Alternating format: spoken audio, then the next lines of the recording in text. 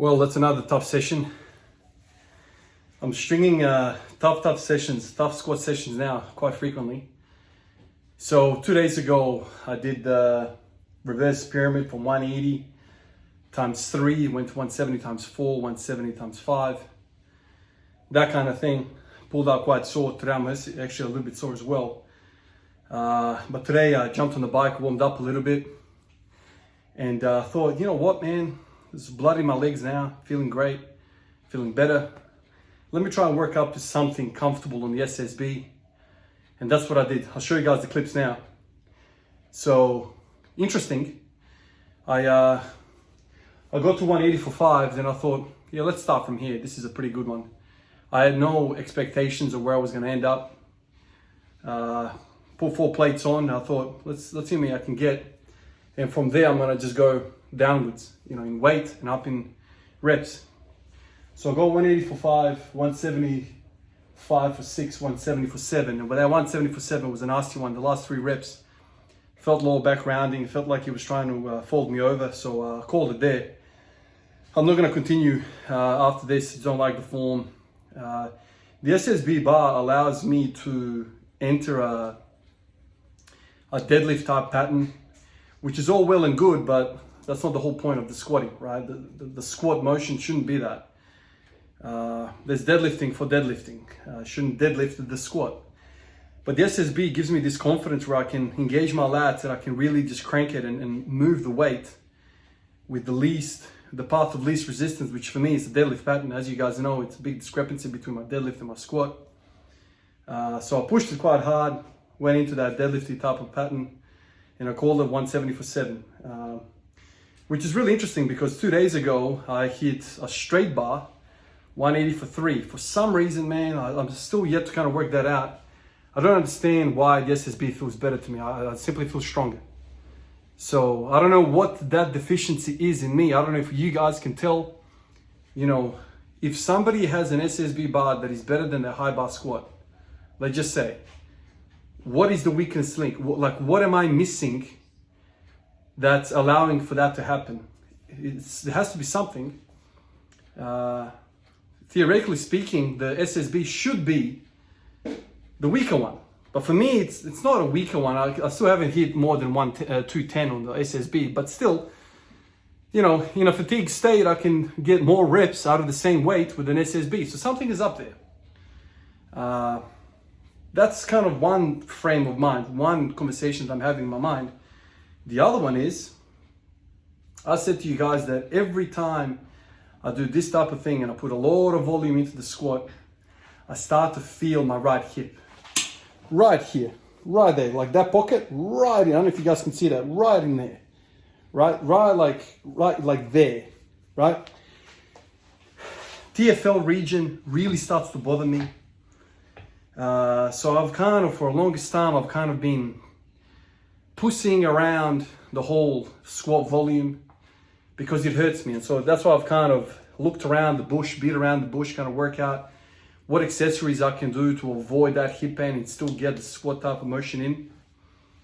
But now, seems like when I warm up, simply with a bike, 15-minute bike ride, the volume within my legs, basically a proper warm-up.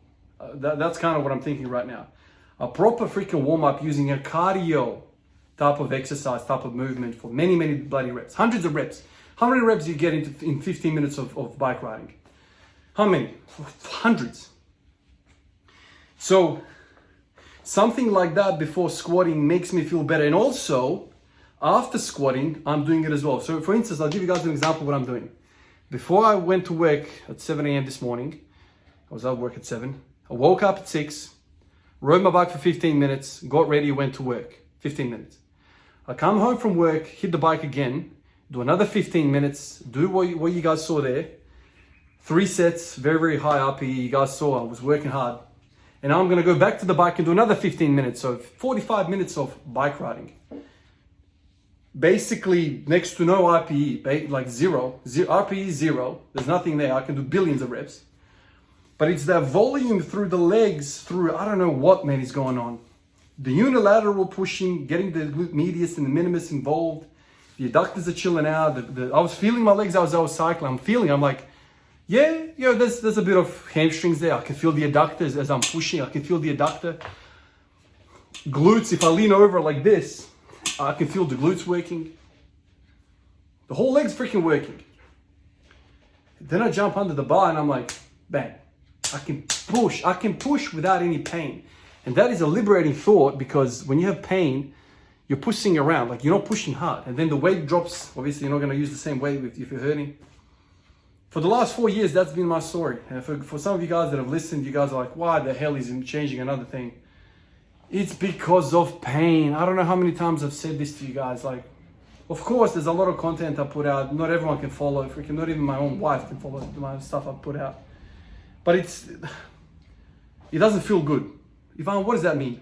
Pain. I don't feel good. I wake up the following 3-4 days after. I'm like, oh, I don't like it. Thought variation was the key. Thought the calves were the key. Thought tibialis anterior was the key. Hamstrings, adductors, this type of hamstring, that type of hamstring. Belt squat, by the way, still disproven to me. I have not proven. Let me say that again.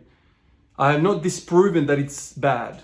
The only reason I'm not going back to the belt squat is because it's not accessible to me. It's like on the other side of town, and I don't want to go like half an hour, 40 minutes, like a 3-hour freaking thing for me to go to that gym. So I like the belt squat. That thing didn't hurt me.